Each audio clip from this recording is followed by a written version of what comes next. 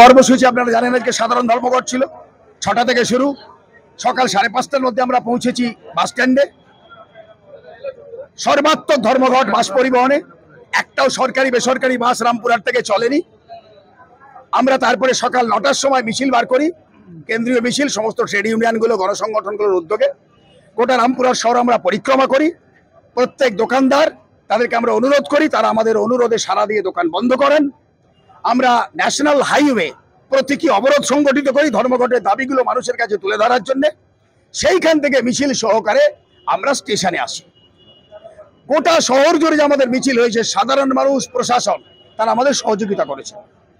দুর্ভাগ্যবশত অত্যন্ত লজ্জাজনক ঘটনা ঘটলো স্টেশনে। এটা আমাদের প্রত্যাশার বাইরে ছিল। অন্ততপক্ষে আজকে আমরা স্টেশনে ঢোকার মুখেই অত্যন্ত নক্কারজনকভাবে জিআরপি এবং আরপিএফ আমাদের বাধা দিয়েছেন, আমাদের স্টেশনে প্রবেশ করতে দেননি, শান্তিপূর্ণ মিছিল নিয়ে স্টেশনে আমাদের ঢুকতে দেননি। আমরা বেআইনি ধর্মঘট ডাকিনি, সমস্ত আইনসম্মত শ্রমিক সংগঠনগুলো কেন্দ্রীয় সরকারকে নোটিশ দিয়ে আমরা ধর্মঘট ডেকেছি। এটা সত্ত্বেও আমাদের বাধা দেওয়া হয়েছে, আমরা এর তীব্র নিন্দা করছি। গোটা রামপুরহাট শহর জুড়ে রেল প্রশাসনের এই নক্কারজনক ব্যবহারের বিরুদ্ধে আমরা তীব্র আন্দোলন গড়ে তুলব। রেল প্রশাসনের ইচ্ছা হচ্ছে চারিদিকে বস্তি উচ্ছেদ, ক্ষুদ্র ব্যবসায়ীদের উচ্ছেদের মাধ্যমে ধীরে ধীরে শহরকে গ্রাস করা। এর বিরুদ্ধে রামপুরহাট শহরের মানুষকে আমরা সচেতন করব ভবিষ্যতে।